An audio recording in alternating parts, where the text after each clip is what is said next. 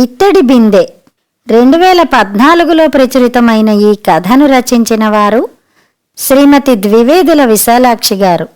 మనుషులు కొందరు అసూయ పడతారు తమకన్నా పెద్ద హోదాలో ఉన్నవారిని చూసి, భోగభాగ్యాలతో తొలతూగుతున్న వారిని చూసి. ఆడవాళ్లలో ఈ అసూయపాలు మరి కాస్త ఎక్కువగా ఉంటుంది. ఒక ఆడది నలుగురి మధ్యకి వెళ్ళిందంటే తన అందాన్ని, తెలివితేటల్ని, ఐశ్వర్యాన్ని ఎదుటి స్త్రీలతో పోల్చుకుని గర్వపడ్డమో అసూయపడ్డమో విధిగా చేస్తుంది. అలా చెయ్యకపోతే ఆ వ్యక్తి ఆడదే కాదని చెప్పొచ్చు. ఎంతటి స్థితిమంతురాలైనా సేఠ్ చమన్లాల్ భార్య సర్వమంగళ కూడా ఆడదే. అందుకే మనవాళ్ళయ్య పెళ్ళాం మల్లిని చూసి అసూయపడింది. మనవాళ్ళయ్య ఏ గవర్నరో, మినిస్టరో, గ్లామరున్న సినిమా స్టారో, కనీసం జ్ఞానపీఠ అవార్డు అందుకున్న ప్రఖ్యాత రచయితో అయితే సర్వమంగళ అసూయపడ్డా బాగుండేది. పోనీ మళ్ళీ అందాల రాసో, అజంతా సుందరో అయితే అందులోనైనా కొంత అర్థం ఉండేది. సర్వమంగళ అసూయకి ఈ రెండింటిలో ఏ ఒక్కటి కారణమైనా అదొక వార్త కాదు, దానికో కథ ఉండదు. మనవాళ్ళయ్య సేఠ్ చమన్లాల్ బంగళాకి చౌకీదారు. ఆ నౌకరీ అయినా సర్వమంగళ జాలి తలచి స్వయంగా ఇప్పించిందే. ఆ కృతజ్ఞతతో ఆమె కాలి కింద చెప్పులా నమ్రతగా పడి ఉండే మనవాళ్ళయ్య భార్యని చూసి సర్వమంగళ అసూయపడ్డమేమిటి? అదే ఆడదాని మనసులోని మహాచిత్రం. వారికే కాని ఇతరులకే అంతుపట్టని విచిత్రం. వారు ఎప్పుడు దేనికి విలువ ఇస్తారో, దేనిని విసిరి కొడతారో వారిని పుట్టించిన బ్రహ్మదేవుడు కూడా చెప్పలేడు. నవంబర్ నెలలో ఒక సాయంకాలం సిటీ బస్సులో ప్రయాణం చేస్తూ సర్వమంగళ మల్లిని మొదటిసారిగా చూసింది. కోటీశ్వరుడు సేఠ్ చమన్లాల్ భార్య బస్సులో ఎందుకు ప్రయాణించవలసి వచ్చిందంటారా?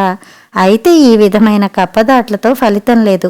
కథ మొదటి నుంచి చెప్పవలసిందే మరి. అప్పటికి దీపావళి పండుగ 4 రోజులుంది.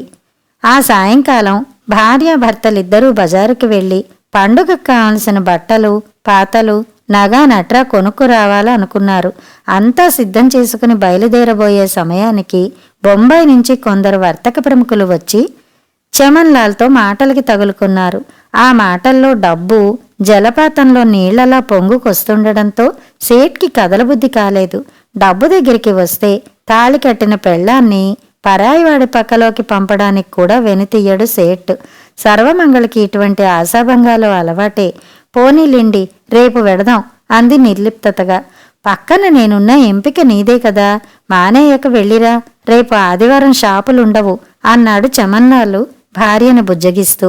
ఒంటరిగా బజారుకి వెళ్ళి షాపింగ్ చెయ్యాలనే కోరిక పెద్దగా లేకపోయినా ఇంట్లో కూర్చోవడం విసుగనిపించి బయలుదేరింది సర్వమంగళ. ఆమె ఒంటరిగా ఎప్పుడు బయటికి వెళ్ళినా స్వయంగా కారు నడుపుకుంటుంది. బాడీగార్డ్లా డ్రైవర్ ఒకడు వెంట ఉండడం ఆమెకి ఇష్టం ఉండదు. పండుగ ముందు బజారంతా మనుషులతో కిక్కిరిసి ఉంది. రంగు కాగితాల తోరణాలు, రంగురంగుల దీపాలు, సరుకులతో నిండుగా కలకల్లాడే షాపులు, చూడముచ్చటగా ఉంది బజారు. సర్వమంగళ 1కి 4 షాపులు తిరిగి తను కొనాలనుకున్న వస్తువులన్నీ కొంది. చివరగా నగల షాపులోంచి బయటికి వచ్చి కారు స్టార్ట్ చేయబోతే కదలనని మొండికేసింది. కొత్త కారు. ఆ షాపు యజమాని స్వయంగా వచ్చి పురుష ప్రయత్నం చేసినా అది లొంగి రాలేదు. పక్క సందులో ఒక మెకానిక్ ఉన్నాడు, పిలిపిస్తాను, మీరు లోపలికి వచ్చి కూర్చోండి అన్నాడు అతడు వినయంగా. మళ్ళా లోపలికి వెళ్ళి కూర్చోవడం సర్వమంగళకి ఇష్టంగా లేదు. నాకు బజార్లో ఇంకా కొంచెం పని మిగిలి ఉంది, అది చూసుకు వస్తాను, ఈలోగా కారు సిద్ధమయ్యేలా చూడండి అంటూ ముందుకు నడిచింది. అలా ఒంటరిగా బజారులో పేవ్మెంట్ మీద నుంచి నడుస్తుంటే ఆమెకి ఒక తమాషా అయిన కోరిక పుట్టింది. కిక్కిరిసిన మనుషుల మధ్య తాను ఒకటిగా సిటీ బస్సులో ప్రయాణించాలని. ఆమె మనసులోని కోరిక ఏ దేవుడో పసిగట్టి పంపినట్టుగా పక్కగా ఉన్న స్టాప్లో ఒక బస్సు వచ్చి ఆగింది. ఆ బస్సులో ఎప్పుడూ ప్రయాణించకపోయినా అది తమ ఇంటివైపు పోతుందన్న సంగతి ఆమెకి తెలుసు. రోజు ఉదయం 8 గంటల వేళప్పుడు ఆ బస్సు కోసం ఎదురుచూస్తూ బాల్కనీలో నించోవడం ఆమె దినచర్యలో ఒక భాగం. ఆ వేళప్పుడు వారి బంగళాకి ఎదురుగా ఉండే స్టాప్లో ఆగే ఆ బస్సులోంచి బిలబిలమంటూ ఒక 25-30 మంది పిల్లలు దిగుతారు.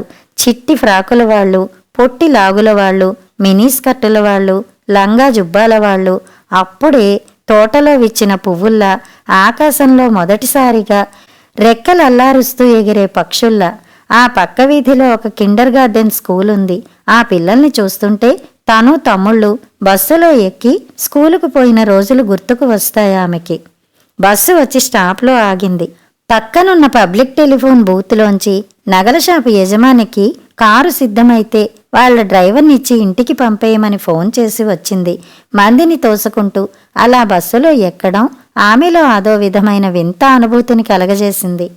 తన జీవిత కావ్యంలో చిరిగిపోయిన ఒక పుటని అంటించి తిరిగి చదువుకుంటున్నట్టు అనిపించింది. తానిప్పుడు ఇనప్పెట్టెల్లో లక్షలు నలుపు తెలుపు రూపాయలు మూలుగుతున్న సేఠ్ చమన్లాల్ భార్య కాదు. ఇంతమంది ప్రయాణికుల్లో తను ఒక వ్యక్తి. వారందరిలాగే టికెట్ కొనుక్కుని చోటు దొరికితే కూర్చుని లేకుంటే నిలుచుని ప్రయాణం చేస్తుంది. ఈ ఆలోచన ఆమెకి ఎంతో ఉత్సాహాన్నిచ్చింది. ఆ అమ్మకి చోటివ్వండి, కాస్త పక్కకి తప్పుకోండి అంటూ కండక్టర్ ఆమెకి దారి చేశాడు. తానెంత కాదనుకున్నా కట్టిన బట్టలు, పెట్టిన నగలు తన ఆధిక్యతని చూపించక మానవు.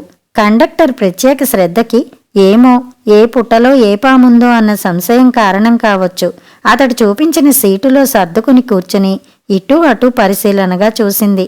ఆమెకి పక్కగా ఉన్న సీటులో ఒక కాలేజీ అమ్మాయి కూర్చుంది. 2 జడలు, చేతిలో బొత్తెడు పుస్తకాలు, ఆకర్నాంతం దిద్దిన కాటుక రేఖలు, కలల్లో తేలిపోతున్నట్లున్న అరమోడ్పు కన్నులు. ఒకానొకప్పుడు తను అలాగే ఉండేది. ఆ వయసులో ఉన్న ఆడపిల్లల కళ్ల ముందు జీవితం ఎంతో సుందరంగా అప్పుడే విచ్చుకుంటున్న సంపెంగల సువాసనలు వెదజల్లుతూ ఉంటుంది. ఆ పిల్లకి ఎదురుగా 50 ఏళ్లు పైబడ్డ నాయిరాలు ఒకటి కూర్చుంది. నాయిరాలు చెవులకి నాటుకోళ్లు, ముక్కుకి సత్తుకమ్మి, నోట్లో పొడగాటి చుట్ట చివర పైకి కనిపిస్తోంది. నిప్పుండే భాగం నోట్లో ఉంచుకుని అడ్డపొగ పడుతోంది. ఉండుండి నోరు తెరిచి పొగ పైకి వదులుతుంటే కాలిన కడుపులోంచి తోసుకొస్తున్న ధూమంలా ఉంది. ఎదురుగా కూర్చున్న కాలేజీ అమ్మాయి ఆ పొగకి తట్టుకోలేక ముఖానికి పుస్తకం అడ్డు పెట్టుకుని పొగ తాగకూడదు వంటి బోర్డు ఏదైనా ఉందేమో ఆ నాయురాలతో దెబ్బలాటకి దిగుదామని అటూ ఇటూ చూసింది. హరే రామ హరే కృష్ణ, చేతులు బయటికి ఉంచరాదు వంటి మాటలు కనిపించాయి. కండక్టర్ వంక చూసింది. ఆఖరి దమ్ములాగి బీడీని బస్సు కిటికీలోంచి బయటకి గిరవాటు పెట్టి బ్యాగ్లోంచి టికెట్ల పుస్తకం తీశాడు. ఒక్కొక్కరిని దిగవలసిన చోటు అడిగి టిక్కెట్లు చింపి ఇస్తూ సర్వమంగళ దగ్గరకు వచ్చాడు. ఆమె తను దిగవలసిన చోటు చెప్పింది. ఒక్కసారి ఆమె ముఖం వైపు చూసి టిక్కెట్టు చింపి ఇచ్చాడు. రోజు తమ ఇంటి ముందు నుంచి వెడుతుండే బస్సే కదా. క్రమం తప్పకుండా బాల్కనీలో నిలిచి చూసే తన ముఖంగానే గుర్తుపట్టాడేమో. డబ్బున్న వాళ్ళకి ఉండేంత పిసినారితనం ఇంకొకరికి ఉండదు. లేకుంటే హాయిగా కారులోనో టాక్సీలోనో పోక ఈవిడికి ఇదేం బుద్ధి అనుకుంటున్నాడేమో. ఆమె తన ఆలోచనల్లో ఉండగానే పక్క స్టాప్లో బస్సు ఆగింది. కొందరు దిగారు, మరికొందరు ఎక్కారు. ఎక్కిన వారిలో ఒక అమ్మాయి ఉంది. అమ్మాయి అంటే మరీ బొత్తిగా చిన్నపిల్ల కాదు. 20-25 మధ్యలో ఉంటుంది వయసు. ఎంతో ఉత్సాహంగా, గర్వంగా తానొక రాజ్యానికి రాణిని అన్నంత హుందాగా నడిచి వచ్చి సర్వమంగళకి కొద్దిపాటి దూరంలో నిలిచింది. ఆమెను చూసిందే తడవుగా అక్కడ అంతకు పూర్వం కూర్చున్న వ్యక్తి లేచిపోయి సీటు ఇచ్చాడు. ఏమిటా ఈ పిల్లలో ప్రత్యేకత అని పరిశీలనగా చూసింది సర్వమంగళ. ఆ పిల్లలో ప్రత్యేకత కాదు, అది స్త్రీల కోసం ప్రత్యేకంగా కేటాయించిన సీటు. ఆడవాళ్లకి మగవాళ్లతో సమానమైన హక్కులు, అవకాశాలు ఉండాలంటూ వాదిస్తారు. మళ్ళా ఇటువంటి ప్రత్యేక సదుపాయాల దగ్గరికి వచ్చేసరికి మేము అబలలం, ఆడవాళ్లం అంటూ అందిపుచ్చుకుంటారు. ఎంతిచ్చి కొన్నా వేటి?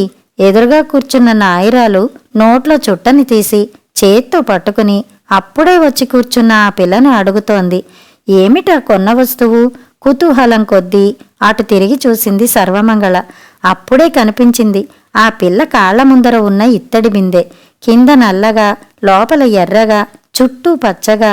అప్పుడే దుకాణదారు చెరవిడిపించుకుని బయట ప్రపంచంలో కాలు పెట్టిన ఇత్తడి బిందె. 30 ధర చెప్తున్నప్పుడు ఆ పిల్ల కళ్ళల్లో 1000 వాట్ల బల్బులు జంటగా వెలిగాయి.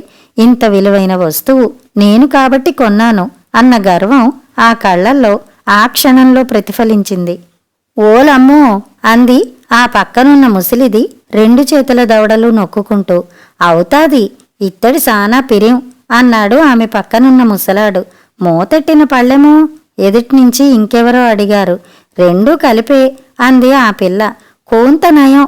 ఓలమ్మో అన్న ముసలిది ఆ మాట విని తృప్తిపడింది. ఈ రోజుల్లో 20-30 అనుకోవడమే గాని డబ్బుకి విలువేటుంది. దోసెడు రూపాయలు పోతే దోసెడు బియ్యం అమ్మే కాలం వత్తాదని ఈరబెమ్మంగారు పదాల్లో ఒప్పుడో రాసేసినారు. అప్పుడు కలిదేవుడు పుట్టి ముసలాడి మాటల్ని ఆడాళ్ళు వినిపించుకోవడం లేదు.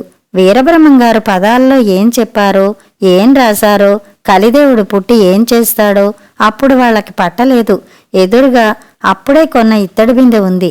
దాని నాణ్యత, తూకం, వెల ఇత్యాది విషయాల మీదే వారి మనసు లగ్నమై ఉంది. ఒకరు దాని పనివాడితనం పరికిస్తున్నారు. ఇంకొకరు అడుగు మందంగా ఉందా లేదా అని తనిఖీ చేస్తున్నారు. మరొకరు అంచుల వంపులు, పళ్లెం మీది లతలు పరిశీలనగా చూస్తున్నారు. బిందె బాగుంది, ధర కూడా సరిగానే ఉంది అని ఎవరైనా అంటే ఆ పిల్ల ధైర్యంగా మాట్లాడుతోంది. తనెంత నేర్పుగా బేరం చేసి ఆ బిందె కొనదో వివరిస్తోంది. అలా కాక ఎవరైనా వాళ్ళ నాయనమ్మ పెత్తల్లి మనవడి పెళ్ళాం సరిగ్గా ఇలాంటిదే ఈ మధ్యనే 20కో కొంది అని చెబితే అయ్యో నిష్కారణంగా నష్టపోయానే అని బాధపడుతోంది. ఈ అలజడి ఏమిటా అని 1-2 సార్లు బస్సు డ్రైవర్ కూడా వెనుతిరిగి చూశాడు. ఇటూ అటూ తిరుగుతూ తెరిపి లేకుండా టిక్కెట్లు చింపి ఇచ్చే కండక్టర్ కూడా ఒకసారి బిందెని చేత్తో పట్టుకుని పరిశీలించకుండా ఉండలేకపోయాడు. బరువుగానే ఉంది, ఎంత లేదన్నా అతడు ఆలోచించి తూకం చెప్పే లోపునే ఎవరో ప్రయాణికుడు వచ్చే స్టాప్లో దిగడానికి సిద్ధంగా లేచి నిలబడ్డాడు. బిందెని దిగవిడిచి కండక్టరు బస్ స్టాప్ అదిరేలా దబ్మని చరుపు వేశాడు. బస్సు ఆగింది. కొందరు దిగారు, మరికొందరు ఎక్కారు. కొత్తదేనేటి బిందె, ఎంతిచ్చి కొన్నా ఏటి? మళ్ళా కథ మొదలు. వాళ్ల మాటలన్నీ ముచ్చటగా వింటూ కూర్చుంది సర్వమంగళ. 30 రూపాయల ఇత్తడి బిందెని చూసి బస్సు అంతా ఇంతగా గింజుకుపోతున్నారు. ఆ పిల్ల ఇదేదో మహద్భాగ్యం అన్నట్టు అది కాస్త తనకే పట్టినట్టు మురిసిపోతోంది. తను అరగంట క్రితం కొన్న 60,000 రూపాయల రవ్వల నెక్లెసు బ్యాగ్లో నుంచి తీసి చూపిస్తే వెల చెప్పి లాభమా నష్టమా తేల్చి చెప్పమంటే కప్పల్లా అరుస్తున్న ఈ మనుష్యుల నోళ్లన్నీ ఒక్కసారిగా మూతపడిపోతాయి. కర్ర బొమ్మల్లా తన వంక చూస్తూ ఉండిపోతారు. పొరపాటున ఇంకో మందలో జంతువు తమ మందలో చేరిపోయిందన్నట్లు తన వంక కొత్తగా చూస్తారు. ఆ మాట నిజమే. తానిప్పుడు ఈ మందలో జంతువు కాదు, కాని ఒకానొకప్పుడు తనింకా మిసెస్ చమన్లాల్ కాక పూర్వం ఈ మందలోనే ఉండేది. వీరందరిలాగే నర్సింగ్ హోంకి వెళ్లడానికి బస్సులోనే ప్రయాణించేది. 30 రూపాయల బిందె కాకపోయినా 30 రూపాయలు పెట్టి ఒక చీర కొనుక్కోవాలంటే 3 పుంజీల మార్లు ఆలోచించేది. తెగించి కొన్నాక దానిని అందరికీ చూపించి 6 పుంజీల మార్లు ఆనందించేది. అప్పటికి ఈ చమన్లాల్ ఎవరో, ఈ జీవితం ఏమిటో తనకి తెలియదు. తను రంగరాజన్ నర్సింగ్ హోంలో నర్సుగా ఉంటున్నప్పుడే తొలిసారిగా చమన్లాల్తో పరిచయం. అప్పట్లో ఏదో సుస్తీగా ఉండి 2-3 వారాల పాటు అక్కడ ఉన్నాడు. ఆ సుస్తీ ఏమిటో ఇప్పుడు గుర్తులేదు. నిజానికి డబ్బున్న వాళ్ళకి నర్సింగ్ హోంలో చేరడానికి పెద్దగా జబ్బులంటూ ఉండక్కర్లేదు. వ్యాపార నిర్ణయాలు 10 రోజుల పాటు వాయిదా వెయ్యాలని ఉన్నా, వయసులో ఉండే నర్సుల చేత సేవలు చేయించుకోవాలనే కోరిక కలిగిన ఏదో మిష పెట్టుకుని చేరిపోతుంటారు. వాళ్ళు 2 వారాలు అనుకుని వస్తే ఆ సాకు ఈ వంక చెప్పి మరి 2 వారాల పాటు వారిని కదలకుండా చేసి బిల్లు రూపేణా పిండగలిగినంత సొమ్ము అటువంటి వారి నుండి పిండుకుంటారు డాక్టర్లు. 3 వారాల పాటు తన సేవలందుకున్న సేఠ్ చమన్లాల్ వెళ్లిపోయే ముందు తన మనసులో మాట బయటపెట్టాడు. అంతకి పూర్వం కూడా సమయము సందర్భం ఉన్నా లేకపోయినా తన పనిని మాటని ఊరికే మెచ్చుకుంటూ, మీరు ఎంత తియ్యగా మాట్లాడుతారు, ఎంత అందంగా నవ్వుతారు, నర్సింగ్ హోమ్స్లో నర్సులంతా మీలాగా ఉంటే నా వంటి బాదరబందీలు లేనివారు ఇళ్లు వదిలి నర్సింగ్ హోమ్స్లోనే కాపరాలు పెట్టే ప్రమాదం ఉంది అనేవాడు. అతడి పొగడ్తకి ఉబ్బి తబ్బిబ్బవకపోయినా మర్యాద కోసం థ్యాంక్స్ అంటుండేది తను. పాపం ఏదో ముసలివాడు, వయసులో ఉన్న పిల్ల కదా అని ముచ్చటపడి మాటలు కలుపుతున్నాడు. ఈ 4 రోజుల భాగ్యానికి అతన్ని చీదరించుకుంటే తన ఒడిలో ఒరిగేదేముంది అన్న భావం తప్పిస్తే అతని పట్ల తనకు మనసులో ఇంకో ఆలోచన లేదు. ఇప్పుడు వెంటనే చెప్పనక్కర్లేదు, ఆలోచించుకుని రేపు చెప్పండి అన్నాడు సేట్ తన కార్డు బల్ల మీద వదిలిపోతూ. ఆ రాత్రల్లా ఆలోచించింది తను. సేట్ని పెళ్లి చేసుకోవడమా మానడమా అని కాదు, ఈ ముసలాడు హరీం అంటే ఎంత సొమ్ము చేతిలో పడే అవకాశం ఉంటుందని. చమన్లాల్కి ఒక కొడుకు ఒక కూతురు ఉన్నారు. ఇద్దరూ పెద్దవాళ్లే. కొడుకు భిలాయిలో చీఫ్ ఇంజనీర్గా ఉంటున్నాడు. కూతురు బికనీర్లో అత్తవారింట భర్తతో సలక్షణంగా కాపురం చేసుకుంటూ ఉంది. భార్య పోయి 10 ఏళ్లకి పైగా అయినా చమన్లాల్ తిరిగి పెళ్లి చేసుకోలేదు. నిన్ను చూసే వరకు తిరిగి పెళ్లి చేసుకోవాలనే ఆలోచనే మనసులోకి రాలేదు. నీలో ఏ శక్తి ఉందో కాని అలనాడు తపోనిష్టలో ఉన్న వశిష్ఠుణ్ణి మేనక కదిలించినట్లు. ఆ ముని వశిష్ఠుడా విశ్వామిత్రుడా అని సేట్కి సందేహం వచ్చినట్టు ఉంది. వాక్యం పూర్తి చేయకుండా నవ్వేసి ఊరుకున్నాడు. పుట్టినప్పటి నుంచి దరిద్రం ఎంత ఘోరంగా జుగుప్సాకరంగా ఉంటుందో అనుభవించి తెలుసుకుంది తను. ఈ దెబ్బతో తన జీవితానికి పట్టిన ఆ పీడ వదిలిపోవాలనుకుంది. సేట్ వయసు 50 అయితేనేమి 60 అయితేనేమి అతడి ఆస్తి కొన్ని కోట్లు ఉంటుంది. అంతా కాకున్నా కొంతైనా తన చేతిలో పడుతుంది. డబ్బుతో అందుకోలేని జీవితం ఆనందం ఏముంటుందనుకుంది అప్పుడు. ఇప్పుడు డబ్బు తప్ప జీవితంలో ఇంకేం మిగలనప్పుడు తెలియవచ్చింది. ఆ డబ్బుకి గడ్డిపోచ విలువలేని జీవితం మనిషి బ్రతుకులో ఇంకెంతో ఉంటుందని. తను సంతోషంగా ఉండడం కోసం, నవ్వుతూ ఇంట్లో తిరుగాడడం కోసం సేట్ ఎంతైనా సొమ్ము ఖర్చు చేస్తాడు. అతడి ఇంట్లో ఎన్నో విలువైన వస్తువులున్నాయి. కొన్ని అవసరానికి, మరికొన్ని అలంకరణకి. ఆ విలువైన వస్తువుల్లో తను ఒకతే. సాటివారిలో పేరు నిలవడానికి సేట్కి కార్లు, రిఫ్రిజిరేటర్లు, ఎయిర్ కండిషనర్లు, పచ్చని తోట మధ్య పెద్ద బంగళా, గేటు దగ్గర దర్వానం ఎంత అవసరమో అందమైన పెళ్ళాం కూడా అంతే అవసరం.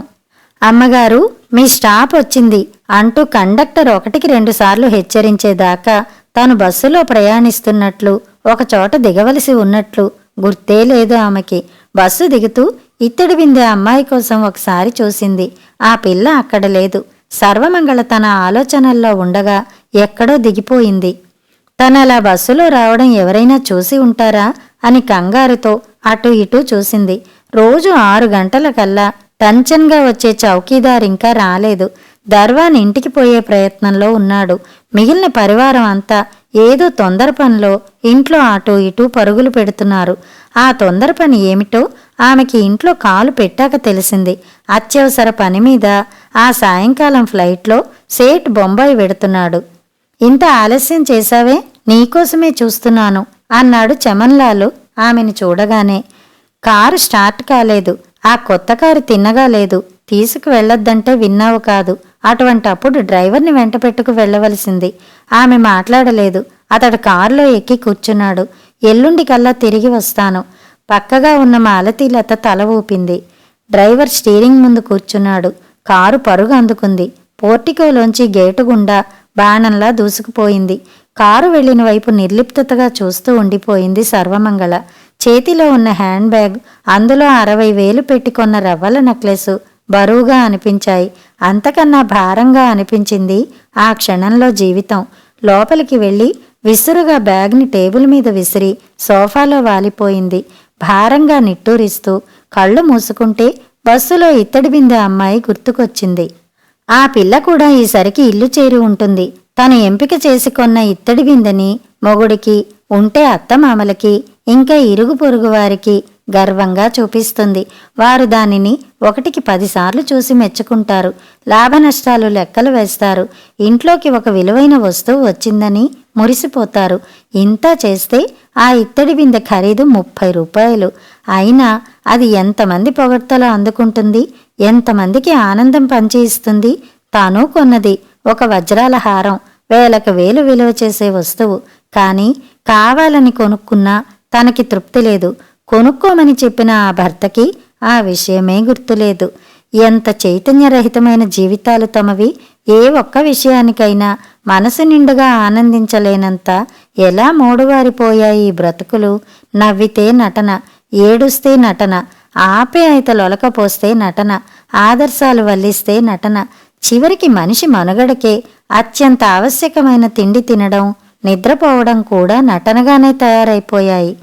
దినచర్యలో నటనతో నిండిపోయిన ఈ బ్రతుకుల్లో తప్పిదారి ఎప్పుడైనా నిజమైన ఒక అనుభూతి అందుకోగలిగినా అది కూడా నిజం కాదేమో, మనసు కల్పించిన భ్రాంతేమో అన్న సందేహంలో పడిపోయేంతగా మలినమయ్యాయి నాగరికత ముసుగులు కప్పుకున్న తమలాంటి వారి బ్రతుకులు. అమ్మగారు, కాఫీ తెమ్మంటారా? వినయం ఉట్టిపడేలా చేతులు కట్టుకుని తను కాఫీ తాగితే వాడి జన్మ తరిస్తుందన్నట్టు పోజు పెట్టి అడిగాడు బేరర్. ఇటువంటి ఇళ్లల్లో పనిచేసే నౌకర్లకు కూడా నటన బాగా అలవాటైపోతుంది, లేకుంటే వారి పొట్ట గడవదు. ఇంత వినయం చూపిస్తున్న ఈ బేరర్ని ఈరోజు పనిలోంచి తీసేస్తే రేపు తన శత్రువులు కూడా తనపై చేయలేనంత దుష్ప్రచారం చెయ్యడానికి వెనుతియ్యడు. అక్కర్లేదు, కసిరినట్టు గట్టిగా జవాబు చెప్పింది. తన మాట తనకే కటువుగా వినిపించింది. అమ్మగారి అకారణ ఆగ్రహానికి హడలిపోతున్నట్టు వణికిపోతూ వెనుతిరిగి వెళ్ళిపోయాడు బేరర్. అది కూడా నటనే. చౌకీదారు వచ్చాడా? వెళ్తున్నవాడల్లా ఆగి ఇంకా రాలేదు అన్నాడు బయటికి చూస్తూ. రాగానే నా దగ్గరికి పిలుచుకురా. ఈ క్షణంలో మనసులో పేరుకున్న కోపం, కక్ష ఎవరి మీదో ఒకరి మీద తీర్చుకుంటేనే కాని మనసు శాంతించాలా లేదా ఆమెకి. మరుక్షణంలోనే వచ్చాడు మనవాళ్ళయ్య. గేటు ముందరే ఎదురుపడి చెప్పాడు బేరర్. అమ్మగారి ఆగ్రహానికి ఇంధనం కానున్న ఆ అల్పజీవి అడుగులో అడుగు వేసుకుంటూ కసాయివాడి వద్దకి కన్నితాడు పట్టుకు తీసుకుపోతున్న జంతువుల బేరర్ వెనక వెనకే హాల్లోకి వచ్చాడు. ఇప్పుడు టైం ఎంతయిందో తెలుసా?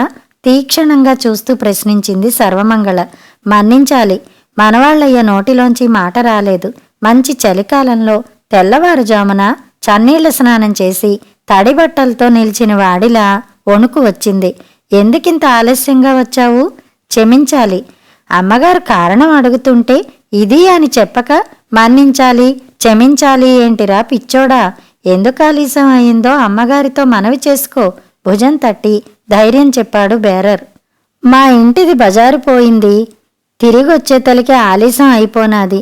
బొట్టిడు బొత్తిగా సిన్నోడు, ఇంటికాడ ఒగ్గేసి రానేక మనవాళ్ళయ్య చెప్పిన విషయం కాక బెక్కుతూ బెదురుతూ ఆ చెప్తున్న తీరు చూస్తే కోపం పోయి నవ్వు వచ్చింది సర్వమంగళకి. మీ ఇంటిది బజారెళ్ళి ఏం కొన్నది? అతడి చేత మరి కాస్తసేపు మాట్లాడించి ఆ విధంగానైనా మనసు చులకన చేసుకోవాలని చిన్నగా నవ్వుతూ ప్రశ్నించింది. అమ్మగారు అలా నవ్వుతూ అడగడంతో మనవాళ్ళయ్య మనసు కుదుటపడింది. కష్టసుఖం చెప్పుకోవచ్చు అనే ధైర్యం కలిగింది. మొన్న తవరిచ్చినారు గదా దీపావళికి బట్టలు కొనుక్కోరా మనవాళ్ళు అని. ఆ సొమ్మెట్టి అది కాపరానికి వచ్చిన కాడి నుండి ఊరికి చంబరపడిపోతున్నదని నైలాన్కు ఒక కొనుక్కోమన్నావా? మాట మధ్యలోనే అడిగింది సర్వమంగళ. ఆడవాళ్లు సంబరపడేవి చీరలు నగలే కదా, ఆ సొమ్మకి నగలు ఎలాగూ రావు. కాదండమ్మగారు, మా పొరిగింటి పొట్టాడి పెళ్ళం కొనుక్కుందిట. మీ కాడ ఉద్యోగంలో చేరిన కాడి నుండి పేనం తినేత్తన్నది. మామ మంచీళ్ళు తెచ్చుకోవడానికి ఎల్లమ్మత్త కొననాటి ఓ ఇత్తడి బింద కొనిట్టు అని. ఇంటిది అంతలా ముచ్చట పడుతుంటే గుడ్డ ముక్కలు నేపోతే నేకపోయాయని తమరిచ్చిన డబ్బు దాని సేతలు పెట్టి నీ ఇట్టం వచ్చింది కొనుక్కురాయే అన్నా. ఎంతిచ్చి కొంది? 30 రూపాయలు. ఈ రోజుల్లో ప్రతిదీ సానా పిరిం అన్నాడు మనవాళ్ళు. ఇత్తడి బిందే 30 రూపాయలు అనగానే బస్సులో అమ్మాయి గుర్తుకొచ్చిందామెకి. ఆ పిల్లేనా మనవాళ్ళయ్య పెళ్ళాం? ఎలా తెలుస్తుంది? తనకి ఆ పిల్ల పేరైనా తెలియదే. మనసులో గింజుకుంది సర్వమంగళ. నీ కొడుకుని పెళ్ళాన్ని ఒకసారి తీసుకొచ్చి చూపించు, మాట ముగింపుకి యథాలాపంగా అన్నట్టు అంది. అమ్మగారి ఆ మాటతో అతడు ఏనుగెక్కినంతగా పొంగిపోయాడు. దండిస్తుందనుకున్న యజమానురాలు అభిమానంగా పెళ్ళాన్ని పిల్లడిని చూస్తానంటున్నది. ఆ భృత్యుడికి అంతకన్నా ఆనందించవలసిన విషయం ఏముంటుంది? రేపు పిలుసుకొత్తానండమ్మా వంగి దండం పెడుతూ అన్నాడు. అన్న విధంగా మరునాడు డ్యూటీలోకి వస్తూ భార్యని కొడుకుని వెంటబెట్టుకుని వచ్చాడు. బస్సులో అమ్మాయే మనవాళ్ళయ్య పెళ్ళామని దూరం నుంచి చూస్తూనే పోల్చుకుంది సర్వమంగళ. ముందు రోజు కన్నా అందంగా ముస్తాబయిందా పిల్ల. తన పెళ్లినాటిదేమో చిలకపట్టు చీర మడమల మీదకి కుచ్చిళ్లు జారాడేలా పొందిగ్గా కట్టుకుంది. దానికి జోడైన సిల్కు రవికి తొడుక్కుంది. కళ్ళకి కాటుక, నుదిటిపై నయా పైసంత గుండ్రని బొట్టు, వాలు జడ, జడలో కనకాంబరాలు. పెద్ద అందగత్తె కాకపోయినా ఆకర్షణీయమైన ముఖం ఆ పిల్లది.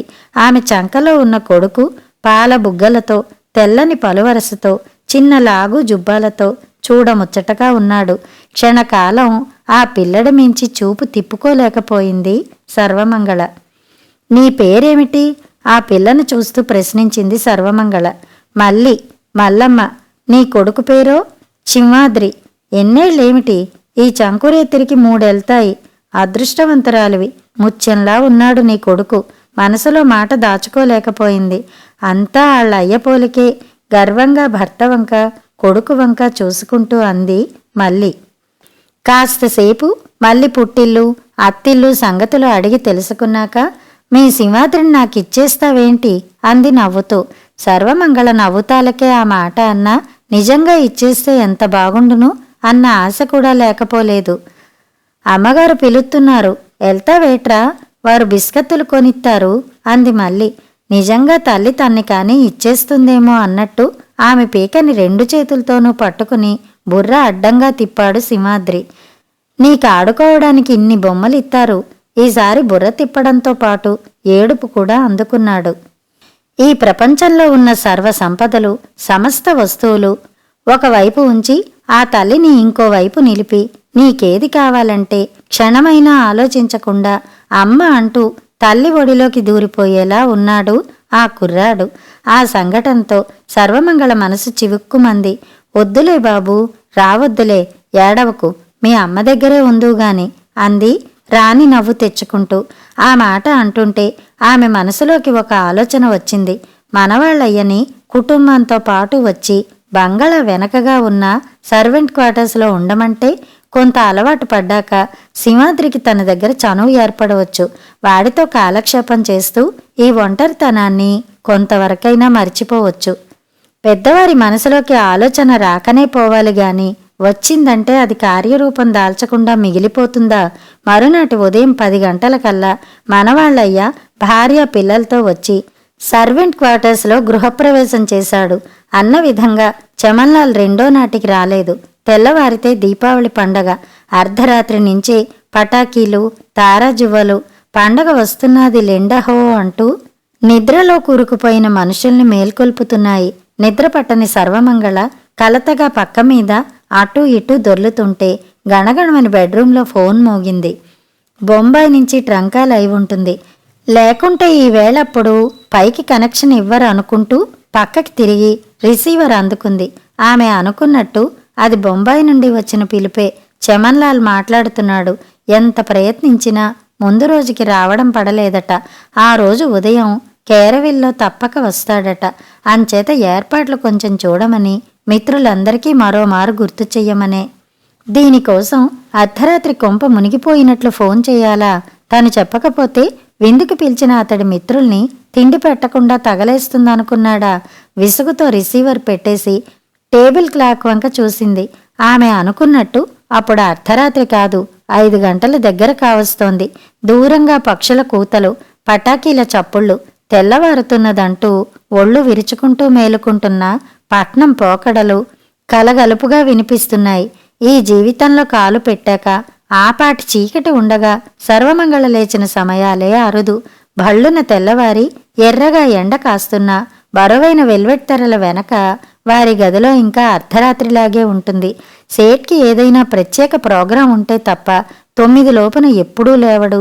తాను లేచి మాత్రం చేసేదేముందని తెల్లవారినా అలా పక్క మీద బద్ధకంగా పడి దొర్లడం అలవాటైపోయిందామెకి. ఆ రోజు పండుగ దినం. రోజల్లా పక్క మీద పడి దొర్లబుద్ధి కాలేదు సర్వమంగళకి. ఆ చిరుగాలిలో గది తలుపు తీసుకుని బాల్కనీలోకి వచ్చింది. అటునుంచి అడుగులు వేస్తూ డాబా మీదకి వెళ్ళింది. మంచుకు తడిసిన ప్రకృతి ప్రియుడితో తొలి రాత్రి గడిపి అప్పుడే తెల్లారిపోయిందా అని బద్ధకంగా ఒళ్ళు విరుచుకుంటూ పడక గది వదిలి బయటికి వచ్చిన జవరాలిలా ఉంది. గేటు దగ్గర మనవాళ్ళయ్య చలికి ముడుచుకుని బల్ల మీద కూర్చుని ఉన్నాడు. కళ్ళాపి జల్లి ముగ్గులు పెడుతున్న పని మనిషి మంగాలు అతడితో ఏవో ఊసులు చెబుతోంది. అలా తిరుగుతూ ఇంటి వెనక వైపుకి వచ్చింది. సర్వమంగళ సర్వెంట్ క్వార్టర్స్ ముందుగా చింత చెట్టు కింద మళ్ళీ వాళ్ల పొయ్యి మంట ఎగసనదోస్తోంది. ఎదురుగా రాతి మీద కొత్త ఇత్తడి బిందె ఆ మంట వెలుగులో బంగారు భాండల్లా మెరిసిపోతోంది. అప్పటికే తలంటి నీళ్లు పోసుకున్న సింహాద్రి పొయ్యి మంటలో తల్లి అంటించి ఇచ్చిన కాకరపువ్వొత్తి పట్టుకుని దాని నుంచి రాలుతున్న ప్రతి రవ్వకి తన నోట ఒక ముత్యం రాలుస్తూ తల్లితో కబుర్లు చెబుతున్నాడు. దర్వాన్కి డ్యూటీ అప్పచెప్పి మనవాళ్ళయ్య ఇంటికి వచ్చాడు. ఈ ఏలైనా కూంత పెందెలికాడే రానేకపోయావా? గంటై నీళ్లు సలసల కాగిపోతున్నాయి అంది మళ్ళీ మొగుడు అందిస్తున్న చొక్కా అందుకుంటూ. నేను రాకపోతే నువ్వు తానం చేసేనాకపోనావా అన్నాడు మనవాళ్ళయ్య తలంటుకు తయారవుతూ. ఆ, నీ తానానికి ముందల నాను తానం చేస్తే చేసినట్టే అంది మళ్ళీ మూతి అదోలా తిప్పుతూ. మళ్ళీ అలా ఎందుకందో మనవాళ్ళయ్య స్నానం చేయడం చూశాక తెలిసింది సర్వమంగళకి. తలంటి నీళ్లు పోసుకోవడానికి చిన్నపిల్లాడి కంటే అన్యాయంగా అల్లరి పెట్టాడు మనవాళ్ళయ్య. నీళ్లు కాస్త వేడైతే వేడని గోల, చల్లగా ఉంటే చలి అని గునుపు. 4 చెంబులు దబదబా పోస్తే ఊపిరి ఆడలేదని, కళ్లల్లో పుల్ల జారిందని, ఇదని అదని ఒకటే ఆగడం చేశాడు. అతని స్నానం పూర్తయ్యేసరికి మళ్ళీ చీర ఒళ్ళు పూర్తిగా తడిసిపోయాయి. తుండుగుడ్డతో తల తుడిచి నడ్డి ఒత్తి ఇంకనే అంది మళ్ళీ. ఇదో ఓలే, నీకు పండగ బహుమానం తెచ్చి మరిసేపోనా అన్నాడు మనవాళ్ళయ్య బట్టలు వేసుకుంటూ. ఏటది, ఏటి తెచ్చినావు అంటూ ఉత్సాహంగా దగ్గరికి వచ్చింది మళ్ళీ. సీకట్టు అంత దూరం నుంచి కనిపిత్తదేటి, దగ్గరకొచ్చి చూడు అన్నాడు మనవాళ్ళయ్య కొంటెగా చేయి తిప్పుతూ. ఏదీ చూపెట్టు. మరి కాస్త దగ్గరికొచ్చింది మళ్ళీ. తడిసిన బట్టల్లో ఉన్న మళ్ళీ ఆ చిరు వెలుగులో ఎవరో నేర్పరి అయిన శిల్పి చెక్కిన నల్లరాతి బొమ్మలా ఉంది. అతి దగ్గరగా వచ్చిన ఆమెని హఠాత్తుగా గుండెల మీదకి లాక్కుని 2 చేతులతోనూ బంధించి ముద్దుల వర్షం కురిపించాడు మనవాళ్ళయ్య. సీ పోమావా, తెల్లారిపోనాది, ఏరైనా చూడగలరు అంటూ సిగ్గుతో కూడిన చిరు కోపంతో అతడిని పక్కకి నెట్టింది మళ్ళీ. మళ్ళీలాగే సూర్యుడు ముఖం ఎర్రగా చేసుకుని తూర్పు దిశ నుంచి పైపైకి వస్తున్నాడు. డాబా దిగి కిందకి వెళ్ళింది సర్వమంగళ. అమ్మగారు ఈరోజు వేగిరం లేచిపోయారు అంది వంటావిడ కాఫీ కప్పు అందిస్తూ. అవును, ఈరోజు ఇంట్లో విందు ఉంది కదా. సేటుగారు 11 కల్లా వస్తారు. ఏర్పాట్లన్నీ సరిగ్గా ఉన్నాయా? మేనేజర్ బాబా అన్నీ సిద్ధం చేసి ఉంచారమ్మా. అప్పుడే డ్యూటీలోకి వచ్చిన బేరర్ జవాబు చెప్పాడు. ఆ రోజు బొంబాయి ఫ్లైట్ వాతావరణం సరిగా లేనందున 2 గంటలు ఆలస్యంగా వచ్చింది. అప్పటికే అతిథులంతా వచ్చేశారు.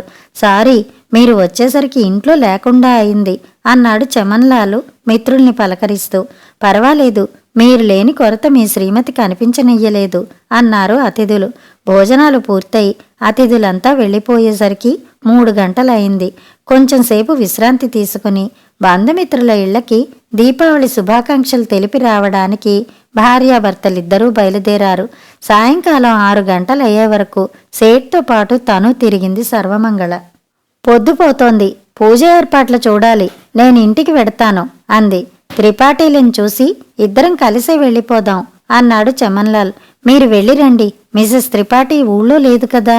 నీ ఇష్టం అన్నాడు సేటు. దీపాలు పెట్టినా సేటు ఇంటికి రాలేదు. త్రిపాఠి ఇంటికి ఫోన్ చేస్తే అయ్యగారు సేట్ గారు కలిసి ఎక్కడికో వెళ్లారు అన్నాడు ఇంట్లో నౌకరు. సర్వమంగళ పూజ పూర్తి చేసుకుని బయటికి వచ్చేసరికి ఫోన్ మోగుతోంది. అటు నుంచి చమన్లాల్ కంఠం ఉత్సాహంగా వినిపించింది. ఇక్కడ సహాని ఇంట్లో దివాళీ లక్లో చిక్కడిపోయాను. నీ పూజ పూర్తి అయిపోతే నువ్వు కూడా వచ్చేయి. మిసెస్ సహాని కూడా ఆటలో కూర్చుంది అన్నాడు. నేను రాను, విసురుగా రిసీవర్ పెట్టేసింది సర్వమంగళ. ఇంటి చుట్టూ తోటలో చెట్లకి పొదలకి రంగురంగుల ఎలక్ట్రిక్ దీపాలు అమర్చారు. బంగళాకి 4 వైపులా బారులు తీర్చి కొవ్వొత్తులు వెలిగించారు. మేనేజర్ దగ్గర ఉండి పనివాళ్ల చేత బాణసంచా కాల్పించాడు. పై అంతస్తు బాల్కనీలో నిలబడి చుట్టూ చూసింది సర్వమంగళ. ఊరంతా ముత్యాల బారుల్లో ఉన్న దీపాలతో మిలమిలా మెరిసిపోతోంది. ఒక్కసారి కిందుగా తమ ఇంటివైపు చూసుకుంది. ఇంటి నిండా దీపాలు వెలుగుతున్నా వాటి పక్కనే కారు చీకటి అలుముకున్నట్టు అనిపించింది. ఆ రోజు మనవాళ్ళయ్యాక ఆఫ్ డ్యూటీ. ఇంకొక చౌకీదార్ గేటు దగ్గర ఉన్నాడు. ఉదయం చూసిన దృశ్యం ఆమె కళ్ల ముందు తిరిగింది. మళ్ళీ మనవాళ్ళయ్య ఎలా పండగ చేసుకుంటున్నారో చూడాలనిపించింది. కుతూహలంగా పెరటివైపు డాబా మీదకి వెళ్ళింది. మళ్ళీ తమ ఇంటి ముందు కళ్ళాపి జల్లి ముగ్గులు పెట్టింది. ముగ్గుకి మధ్యగా 3 మట్టి ప్రమిదల్లో దీపాలు పెట్టింది. అవి ఆరిపోకుండా ఉండుండి వాటిలో నూనె పోస్తూ ఒత్తులు ఎగసనదోస్తోంది. సింహాద్రి కాసేపు తల్లి కొంగు పట్టుకుని తిరిగి నిద్రకి జోగిపోయాడు. ఇంట్లో మంచం మీద సింహాద్రిని పడుకోబెట్టి మళ్ళీ తిరిగి వచ్చింది. ముంగిట దీపాల ముందు కన్నార్పకుండా వాటినే చూస్తూ కూర్చుంది మళ్ళీ. 3 దీపాలకే ఇంతనా మురిసిపోతున్నావు? అటు చూడు, అమ్మగారి ఇల్లు దీపాలతో ఎలా మెరిసిపోతోందో అన్నాడు మనవాళ్ళయ్య. ఆరికి మనకి సాటేటి, మన శక్తికి తగ్గట్టు మనం నడుచుకోవాలి. మనం ముగ్గురం గందా, అందుకే 3 దీపాలెట్టినాను. ఇది నువ్వు, ఇది నాను, ఇది సింహాద్రి అంది మళ్ళీ ఉత్సాహంగా. మరి ఈడికో అన్నాడు మనవాళ్ళు మళ్ళీ పొట్టవంక చూపిస్తూ. ఆ రోజు ఉదయం వంటావిడికి పనిలో సాయం చేస్తూ మళ్ళీ 1-2 సార్లు బయటికి వెళ్ళి వాంతి పోసుకోవడం సర్వమంగళకి గుర్తొచ్చింది. ఏమిటే మళ్ళీ ఏదైనా అంది వంటావిడ నవ్వుతూ. ఏటి నేదమ్మగారు, కాంత పైత్యం చేసింది అంది మళ్ళీ. పో మావా, సిగ్గుతో మళ్ళీ ముఖం తిప్పుకుంది. ఏడకి పోయినా నిన్నొదిలిపోతానేటి, ఇలా చేతులకి ఎత్తుకుని గుండెలకి అత్తుకుని అంటూ ఆమాంతం మల్లిని చేతులతో పైకెత్తి గుండెలకు అదుముకున్నాడు మనవాళ్ళయ్య. మళ్ళీ వెలిగించిన దీపాలు ఆరిపోయాయి. సర్వమంగళ కట్టిన పల్చటి కాశ్మీరీ సిల్క్ చీర మంచుకి తడిసి ముద్దై వంటికి అంటుకుపోయింది. ఇంట్లో పనివాళ్ల సందడి తగ్గింది. నైట్ వాచర్ గేటుకి తాళం పెట్టి కుర్చీలో కూర్చుని కునుకుపోతున్నాడు. పోర్టికోలో నల్ల కారు దీపాల కాంతిలో నిగనిగా మెరిసిపోతోంది. సేటు వచ్చాడన్నమాట. ఎప్పుడు వచ్చాడో. పడగ్గదిలోకి వచ్చింది సర్వమంగళ. గదిలో నీలం లైటు నిశ్చలంగా వెలుగుతోంది. సాయంకాలం వేసుకున్న బట్టలైనా విడవకుండా కొండ చిలువలా మంచం మీద పడి నిద్రపోతున్నాడు సేట్. పెద్దగా తెరిచిన నోటిలోంచి గురక, దానితో పాటు విస్కీ వాసన గది 4 మూలలా నిండిపోతోంది. ఆ గురకకి లయబద్ధంగా ఖరీదైన షర్టు కింద ఎగిరెగిరి పడుతోంది పెద్ద బొజ్జ. ఎత్తుగా ఉబ్బి ఉన్న కోటు జేబులోంచి అతడి దివాళీ లక్కు 100 రూపాయల నోట్ల రూపంలో తొంగి చూస్తోంది. సేట్ మొదటి భార్య నిద్ర మాత్రలు మింగి ఎందుకు చచ్చిపోయిందో ఆ క్షణంలో అర్థమైందామెకి. ఎదురుగా ఉన్న అద్దంలో తన రూపు చూసుకుంది. వేకువ సమయంలో తోటలో మంచుకి తడిసిన అరవిచ్చిన గులాబీ గుర్తుకు వచ్చింది. ఆ పండుగ నాటి రాత్రి ఆమె కంటి మీద రెప్ప వాలలేదు. ఆ రోజే కాదు, అటు తర్వాత 3 రోజుల పాటు ఆమె నిద్రకి నోచుకోలేదు. 4వ నాడు ఉదయం సేట్ చమన్లాల్ గారి గుమస్తా మనవాళ్ళయ్యను ఆఫీస్ గదిలోకి పిలిచి ఆ రోజు వరకు అతడికి రావలసిన జీతం లెక్క కట్టి చేతిలో పెట్టారు. అమ్మగారి మనసు దొడ్డది. ఇదిగో ఇంకో నెల జీతం కూడా పట్టుకుపో అన్నాడు నోట్లు లెక్కించి బల్లపై పెడుతూ. బల్లమీది సొమ్ముని బల్ల వెనక గుమస్తాని మతిపోయిన వాడిలా మార్చి చూశాడు మనవాళ్ళయ్య. ఏంటిరా అలా చూస్తావు? నీకు పని దొరికేదాకా తిండి తిప్పలకి డోకా లేకుండా అప్పనంగా నెల జీతం ముట్ట చెప్తే అంటే ఈ రోజు నుండి ఇక్కడ పని లేదు. నేనేటి తప్పు చేశాను బాబయ్య? ఏలకి డ్యూటీలోకి రానేదా? రాత్రిలా కునికిపోనానా? అదంతా నాకు తెలియదు. వారు చెప్పారు, నేను చేశాను. ఏదైనా చెప్పుకోవాలనుకుంటే అయ్యగారితోనో అమ్మగారితోనో చెప్పుకో అన్నాడు గుమస్తా. మనవాళ్ళయ్యన ఆ విధంగా అకస్మాత్తుగా పనిలోంచి తప్పించడం అతడికి ఇష్టం లేదు. ఈరోజు వీడయ్యాడు, రేపు తను కావచ్చు. అయ్యగారి కాళ్ళ మీద పడ్డాడు మనవాళ్ళయ్య. చూడు మనవాళ్ళు, నిన్ను పనిలో పెట్టింది అమ్మగారు. ఎందుకు పొమ్మన్నారో ఆమెనే అడుగు. ఈ విషయంలో నేనేం చెయ్యలేను అన్నాడు సేట్. ఎంతో నమ్మకంగా భయభక్తులతో పనిచేసే ఆ భృత్యుణ్ణి యజమానురాలు ఎందుకు పొమ్మందో అతడికే అర్థం కాలేదు. సాయంకాలం దాకా నిరీక్షించిన అమ్మగారి దర్శనం కాలేదు. మనవాళ్ళయ్య మనవినందుకుని లోపలికి వెళ్లిన దాసీది అంతలోనే తిరిగి వచ్చి అమ్మగారికి ఒంట్లో బాగాలేదు, ఎవర్నీ చూడనన్నారు అంది. ఆ రాత్రి తెల్లవారింది. నిద్ర లేక మండుతున్న కళ్లతో గేటు వైపు చూసింది సర్వమంగళ. కొత్త చౌకీదారు గేటు తలుపులు తీసి పట్టుకున్నాడు. 2 రిక్షాలు గేటులోంచి బయటికి వెడుతున్నాయి. ఒక దానిలో మనవాళ్ళయ్య కాళ్ల దగ్గర కర్ర పెట్టే పక్క చుట్ట, ఇంకో దానిలో మల్లి ఒడిలో సింహాద్రి కాళ్ల దగ్గర ఇత్తడి బిందె. అప్పుడే ఉదయిస్తున్న సూర్యుడి కాంతిలో తళతళ మెరిసిపోతోంది బిందె. కాని బస్సులో ఇత్తడి బిందె అమ్మాయి ముఖంలో ఉన్న ఉత్సాహం, ఆనందం ఈనాడు మల్లి ముఖంలో మచ్చుకి కూడా లేవు. తల్లిదండ్రుల బాధలు తెలియని సింహాద్రి మాత్రం రిక్షా ఎక్కానన్న సంబరంతో కిలకిలా నవ్వుతున్నాడు. పల్చటి కిటికీ తెర వెనకగా నిలిచి ఈ దృశ్యాన్ని చూసిన సర్వమంగళ ఆ రిక్షాలు దూరం కావడంతో గట్టిగా నిట్టూర్చింది. ఆ నిట్టూర్పుతో ఆమె మనసులో బరువు తేలిక పడిందో లేక బలపడిందో ఆ మనసుకే తెలియాలి. కథ సమాప్తం.